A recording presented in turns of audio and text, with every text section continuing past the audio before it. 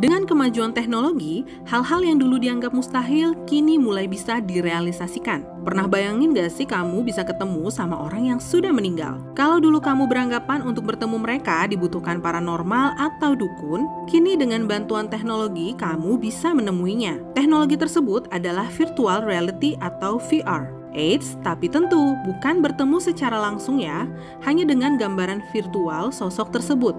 Seperti yang pernah dilakukan oleh salah satu perusahaan media Korea Selatan di bulan Februari 2020 lalu, yaitu Munhwa Broadcasting Corporation atau MBC. Seorang ibu bernama Jang Jisung harus rela kehilangan anak ketiganya Nayeon 3 tahun lalu saat anaknya masih berusia 6 tahun. Nayeon diketahui mengidap penyakit langka sampai ajal harus menjemputnya.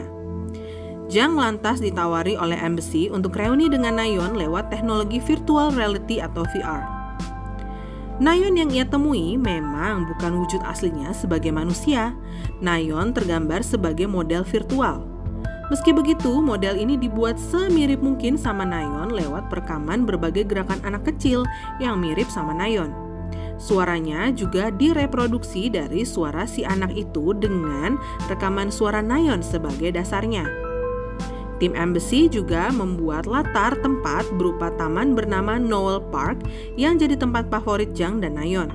Bukan hanya Jang, video yang diunggah oleh MB Live tersebut kemarin tanggal 21 Januari 2021 juga telah mempertemukan seorang suami dengan istrinya yang telah meninggal dengan bantuan teknologi VR. Adegan tersebut tentu membuat banyak orang terharu dan sedih. Bahkan kedua anak bapak tersebut pun gak kuasa menahan sedih menyaksikan adegan tersebut. MBC sebenarnya memiliki tujuan yang mulia, yakni untuk membangkitkan kenangan indah untuk ibu dan keluarga Nayeon. Sehingga dengan begitu mereka bisa memulihkan lukanya dan menghilangkan perasaan bersalah dari hatinya. Namun rupanya nggak semua orang setuju. Banyak publik beranggapan bahwa pertemuan virtual itu justru bisa membuka lagi luka lama yang mungkin sebelumnya sudah tertutup rapat.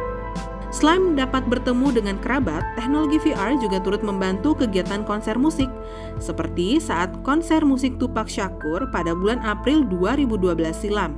Penyanyi yang telah dikabarkan tewas pada tahun 1996 itu dihadirkan kembali di tengah para penggemarnya di California. Dan ini juga bukanlah kali pertamanya loh hologram digunakan untuk mendatangkan penyanyi yang telah meninggal. Sebelumnya, sudah ada Frank Sinatra. Kemajuan teknologi memang sudah banyak membantu kehidupan kita, terlebih dengan kehadiran VR yang membuat segalanya tampak lebih nyata. Bahkan orang yang sudah meninggal pun mampu divisualkan sama persis. Kalau menurut kamu gimana Sohib? Apakah kamu mau bertemu dengan seseorang yang sudah meninggal dengan bantuan VR? Follow Hipwi di sosial media biar nggak ketinggalan update konten positif dan bergabunglah ke Hipwi Community supaya karyamu dibaca jutaan anak muda Indonesia.